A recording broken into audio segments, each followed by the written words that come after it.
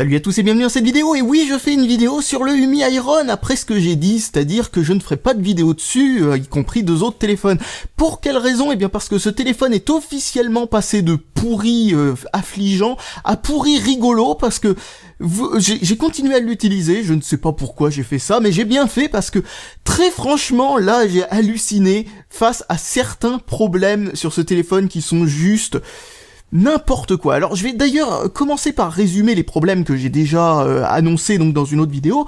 Le premier problème, c'est que la carte micro SD ne marche plus. Pour quelle raison? Parce que le port s'est littéralement arraché quand j'ai enlevé ma carte micro SIM, nano SIM même, du téléphone. C'est-à-dire que en ouvrant le rack SIM, des petits morceaux de métal en sont sortis, comme vous pouvez le voir sur cet extrait de la vidéo précédente, enfin d'une vidéo précédente plutôt, et c'est incroyable, c'est n'importe quoi, c'est littéralement, c'est la première fois que je vois ça sent le gros bidouillage, comme s'ils auraient pas pu faire un deuxième slow en gros pour la carte SIM à côté, ou faire voilà, faire en sorte que ce soit mieux foutu, je sais pas, mais en tout cas, dans tous les cas, c'est nimp, c'est le gros bidouillage, c'est foireux, bon bref, on va dire, disons que certaines personnes n'ont pas besoin de port micro SD, étant donné que ce téléphone a 16 Go de mémoire interne.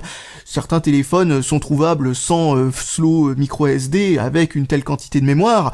Donc bon, on va pas faire la fine bouche, on va dire c'est pas trop cher, patati patata. Oui, mais attention, ça continue. Le téléphone était complètement buggé au niveau du firmware, des crashs incessants, des trucs comme ça, plein de problèmes, c'était n'importe quoi. Mais on pouvait résoudre ce problème-là en mettant à jour le firmware. Comment mettre à jour le firmware? Première possibilité, utiliser une carte SD. Merde, ça marche plus. Deuxième possibilité, utiliser le port USB.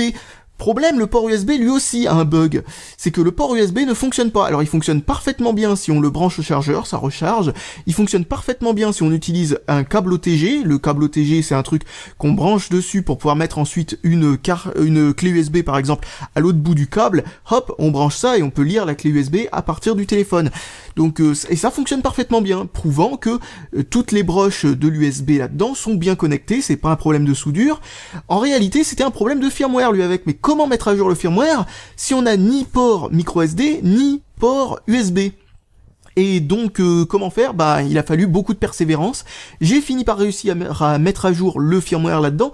Comment j'ai fait? Bah j'ai branché plusieurs fois, j'ai essayé plein de câbles, j'ai essayé plein d'ordinateurs, j'ai fini par trouver un ordinateur sur lequel ça fonctionnait genre une fois sur 5, et au bout d'un moment, bah à force de brancher, le timing était parfait, paf, le flash s'est déclenché, le téléphone s'est mis à jour, et là paf, le port micro USB fonctionne parfaitement bien, et je n'ai pas eu un crash non plus depuis. Donc voilà, ce problème est résolu, mais tous ceux qui ont eu le téléphone à sa sortie, et quelques temps après sa sortie, ou ceux qui tombent sans le vouloir sur un vieux stock du téléphone, se retrouvent avec un téléphone du coup complètement buggé au niveau du port micro USB sur lequel ils peuvent absolument rien faire. C'est impressionnant à quel point ce bug est ridicule. Et en plus, c'est un bug firmware, encore une fois. C'est pas du tout un bug hardware.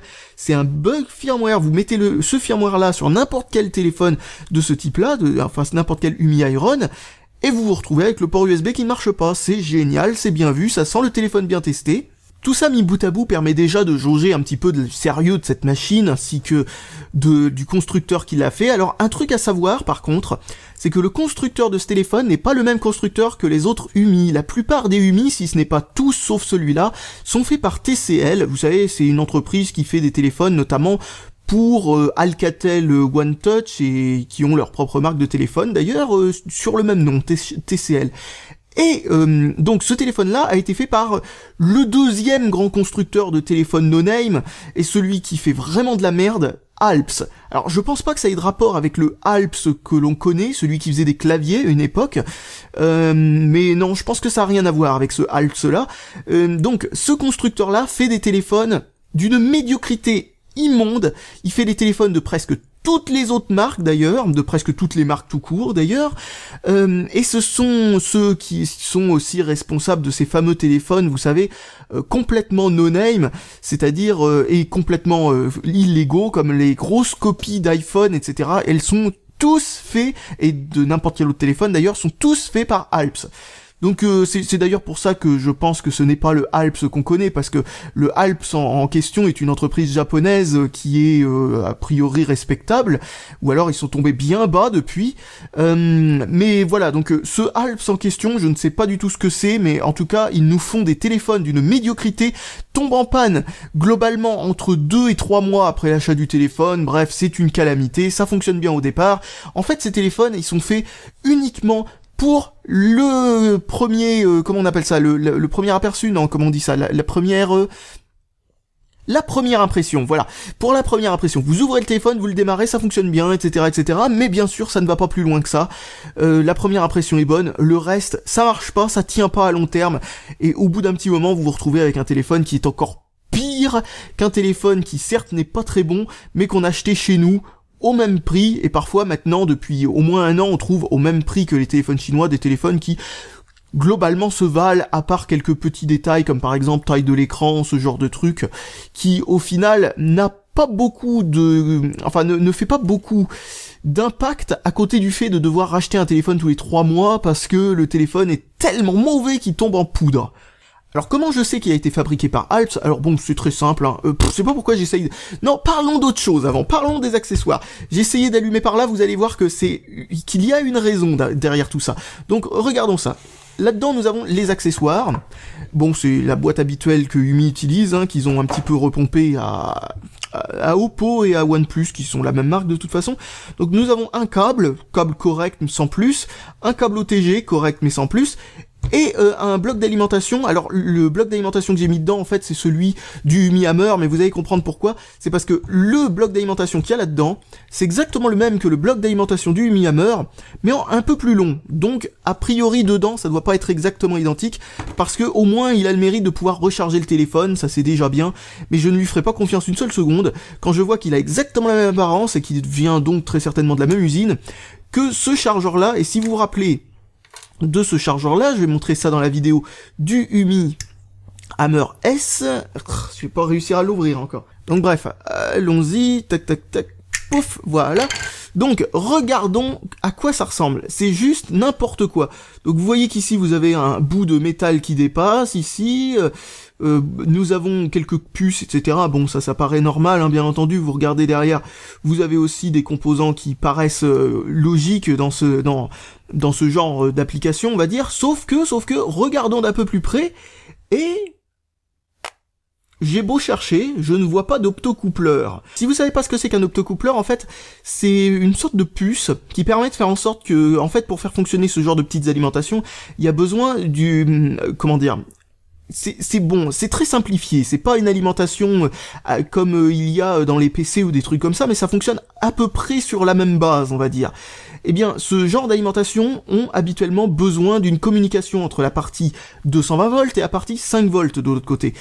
Et pour que cette communication se fasse en toute sécurité, c'est-à-dire sans qu'il puisse y avoir du 220 volts qui part directement dans la prise USB et grille le téléphone, par exemple, il y a besoin de ce qu'on appelle un optocoupleur. Un optocoupleur, opto comme optique, coupleur comme pour faire en sorte que les deux se joignent, se relient, quoi.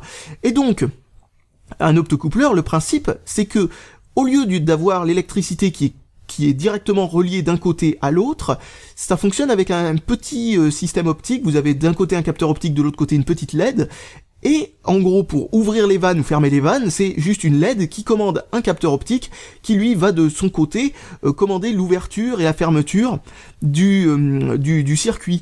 Et donc de cette manière-là, il risque pas d'y avoir un arc électrique ou je ne sais pas quoi qui se forme dans le composant et qui va ensuite traverser tous les composants et sortir du 220 volts par la prise USB. Vous comprenez très certainement à peu près quels sont les risques encourus si du 220 volts sort par une prise 5 volts, hein. Bon, quand même. Donc ensuite le reste on s'en fout, c'est pas trop mauvais comme je le disais. Ensuite les accessoires qui viennent séparément, que l'on doit acheter donc séparément, rajouter des brousoufs pour acheter ça. Vous avez un protège-écran en verre, qui est tout à fait convenable, il n'y a pas de problème à dire, au contraire c'est même un plutôt bon protège-écran en verre, le toucher est bon, a priori il se raye pas facilement non plus, voilà, bon il n'y a pas de problème. Je n'ai pas eu non plus le même problème qu'il y a eu avec le Umi Hammer S où ça ne détecte plus ou que ça rend le tactile moins bon. Non, ça fonctionne pareil que s'il n'y était pas en fait. Par contre, ensuite, nous avons la flip cover. Donc, la flip cover, attendez que je me rappelle comment ça fonctionne, voilà, comme ça. Vous pouvez donc tenir votre téléphone comme ça, vous voyez, ça fait socle, c'est mignon, c'est bien foutu, mais il est tenu au scotch, exactement comme avec le Umi Hammer S. En fait, tous les trucs Umi, jusque-là, je les ai vus, ils étaient tenus au scotch. Donc rien que ça, c'est pas terrible parce que ça demande à faire en sorte de le coller à l'arrière du téléphone, et surtout le fait que, bon bah voilà, il faudra pas le décoller parce que ça va rendre le scotch de moins en moins puissant, on va dire, et ça tiendra plus du tout au bout d'un moment. C'est complètement stupide d'avoir fait ça parce qu'il aurait pu faire une coque emboîtée ou des trucs de ce genre, ça aurait coûté un tout petit peu plus cher à fabriquer, mais comme vu au prix auquel ils vendent ce genre de trucs, très franchement, j'ai envie de dire, ouais, on serait en droit d'attendre, je veux dire, même pour 5 €, on serait en droit d'attendre quelque chose qui se clipse, quoi, c'est juste immonde, quoi. Là, vous voyez peut-être un aimant, ici, pour la fonction Smart Cover, et donc dès que vous l'ouvrez, vous le refermez, vous le rouvrez, ça allume et ça éteint l'écran. Comme vous voyez, ça marche très bien. Parce que ça ne marche juste pas du tout. Parce que, a priori, visiblement, leur aimant, il est là. Il aurait dû être plutôt plus loin par là. Et c'est pas moi qui ai mal collé le truc, parce que comme on doit le coller, il faut bien le mettre au bon endroit pour que ça marche. Non, je l'ai mis le plus loin possible, pour que le téléphone soit le plus près possible dans ce sens-là, là, pour être le plus aligné, en fait, avec l'endroit où ça fonctionne sur le téléphone. Donc j'ai décalé le truc le plus possible par là. Vous voyez, je suis à l'extrême limite. Après ça, je ne peux plus... Enfin voilà, l'appareil photo est à moitié caché par cette partie-là. Donc c'est pas ma faute, c'est de la faute du constructeur. Vous voyez que l'aimant est juste pas au bon endroit. Donc comment faire pour allumer l'écran grâce au système de la flip cover? Bah regardez, je dois pousser l'écran comme ça, et là ça marche. Et si je le pousse comme ça ensuite vers là, ça ne marche pas, ça ne fait rien. Rien du tout. Rien du tout. Obligé de le pousser comme ça, et en le poussant comme ça, là ça marche. Bon bref, c'est n'importe quoi, mais ça ne s'arrête pas là, ça continue, ça continue, ça continue. Regardez, pas de bouton ici pour pouvoir déverrouiller l'écran, ce genre de truc, et monter et baisser le volume. En réalité, on est censé utiliser les boutons à travers la pliure du truc. Oh là là là là là. Alors donc, vu que le truc de flip cover marche pas bien, vous êtes obligé d'appuyer à travers le truc, puis d'ouvrir, puis bon, il faut appuyer au pif, parce que bien sûr, en plus, qu'ils ont marqué ne correspond pas, parce que là vous avez plus, moins, et là vous avez power, et power se trouve en réalité un peu en dessous de la marque qu'ils ont mis. Il est plus, enfin en gros, si on juge le truc tel qu'il est fait ici, vous voyez, vous avez le truc avec marqué power, il devrait être ici le bouton power. Non, il se trouve ici en réalité, en dessous du truc, ici, au lieu de se trouver là. Donc c'est con, c'est complètement con. Ici nous sommes dans le trou qu'il y a entre le volume et power justement. Donc c'est n'importe quoi. C'est juste la pire flip cover que j'ai vue de toute ma vie. C'est nimp.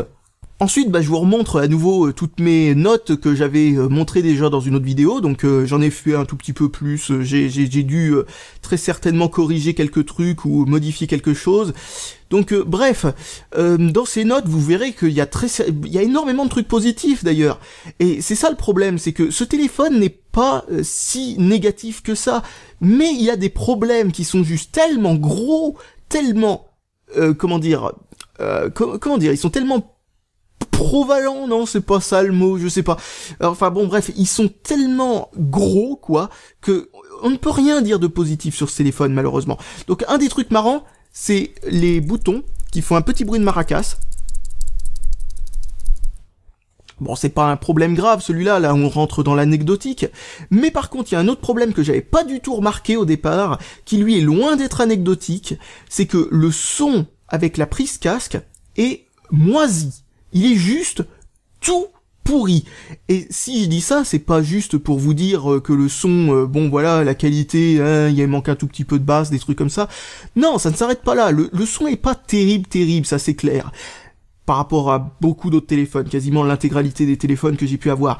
Mais il est tout à fait potable, c'est pas ça le problème. Le problème, encore un truc firmware très certainement, mais qui lui n'a toujours pas été corrigé, et qui est un problème ridicule que l'on ne voit nulle part ailleurs, c'est qu'à chaque fois qu'un son commence ou se termine, vous entendez une sorte de gros ploc dans vos oreillettes.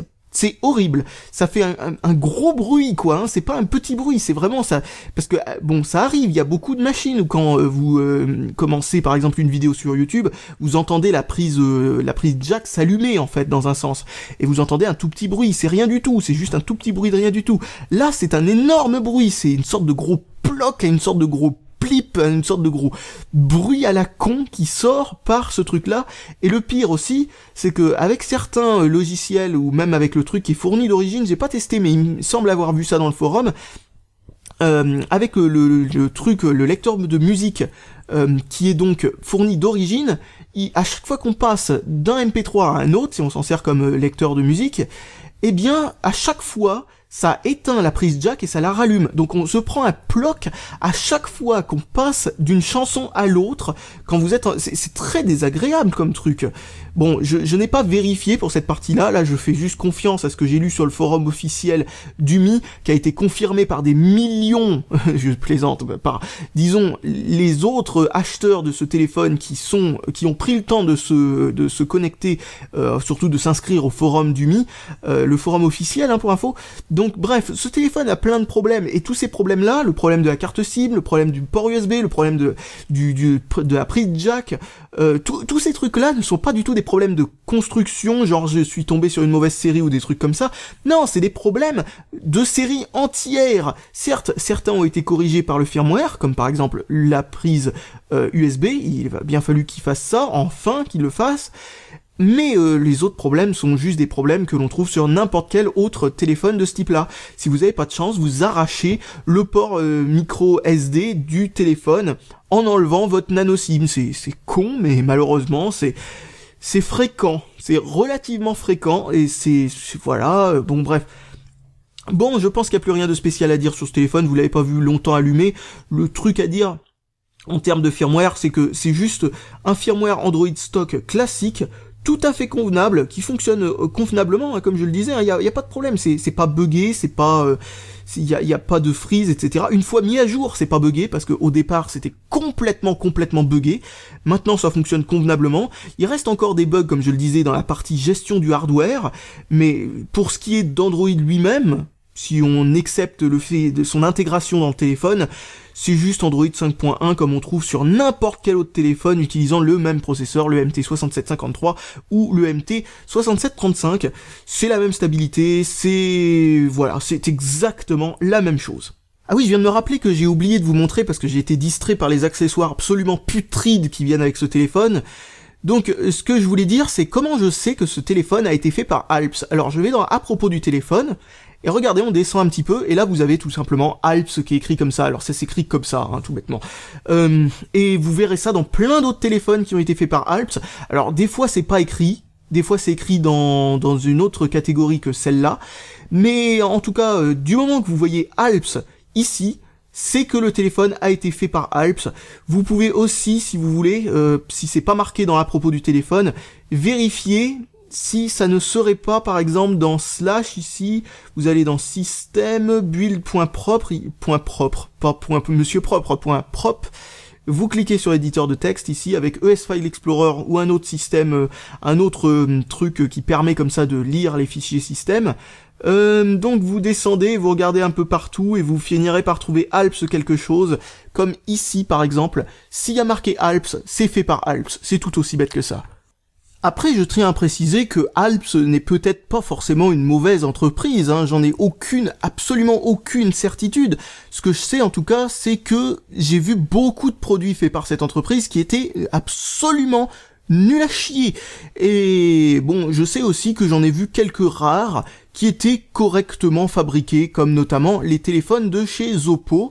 Enfin, en tout cas, pas tous, mais en tout cas, jusque là, bon, voilà. Mais après, s'il y a vraiment trop de corrélation entre Alps et mauvaise qualité, il y a peut-être des chances que ce soit réellement eux, entre guillemets, les coupables de ce truc-là. Je vois que la balance des blancs de ma caméra est devenue complètement foireuse, là, ça doit être à cause de la propension à afficher du bleu fluo qu'a cet écran, d'ailleurs. Ah, c'est en train de redevenir à peu près convenable. Voilà. Oui, oh bien, c'est bon, on voit bien. Donc, je sais plus ce que je voulais dire sinon à propos de ça. Oui, donc voilà, c'est fait par Alps. Il faudra que je vérifie plein d'autres téléphones. Il faudra que je vois si pratiquement tous les téléphones de mauvaise qualité que j'ai vus jusque-là sont faits par Alps. Il y a peut-être en effet une corrélation là-dedans. Donc bref, bon après aussi ça peut vouloir dire qu'ils ont piqué le firmware à Alps, des fois c'est un peu bizarre ce qu'ils font chez les constructeurs chinois, ils ont tendance à se voler les firmwares, donc il peut y avoir parfois des références à Alps là où il y en a pas peut-être, je ne sais pas, c'est une supposition que je lance comme ça, hein, j'en ai aucune idée. Mais voilà, bon, c'est difficile à savoir. En tout cas, un truc à savoir, c'est que pratiquement tous les téléphones chinois, même les Wiko en France, sont faits par Alps. Enfin, peut-être pas les Wiko actuels, mais en tout cas les premiers Wiko, les Wiko comme par exemple le Thinking ou des trucs comme ça, étaient faits par Alps. Tout ce qui est contrefaçon, comme je le disais, sont faits par Alps. Enfin bref, ça... Comment dire? Disons que, sachant tous ces problèmes qu'il y a eu avec tous ces téléphones de ce type-là, si, oui, pour l'instant, je confirme que je ne suis pas tellement certain que ça vient de là le problème, mais j'ai quand même de gros doutes quant à cette usine. Donc bref, je pense que je vais terminer là-dessus, et je vous dis salut à tous, et à la prochaine, et voilà, ça conclura ce téléphone de la honte, j'ai envie de dire, pour Umi, parce que le Umi Hammer S était convenable, bon, il est pas génial du tout. Mais il était convenable, le Umi Hammer était plutôt pas mal, lui aussi pas non plus mirobolant, mais il était vraiment, pour le prix, vraiment pas mal du tout. Il a eu en plus une mise à jour vers Android 5.1 qui fonctionne bien, un des rares MT6732 à avoir eu une mise à jour, et à avoir eu une mise à jour qui fonctionne. Bref, voilà, c'était pas un téléphone particulièrement mauvais non plus. J'ai pas entendu non plus beaucoup de mal à propos d'autres téléphones de cette marque, mais voilà, en tout cas celui-là c'est clair, c'est pas une réussite. Allez, salut à tous à nouveau et à la prochaine.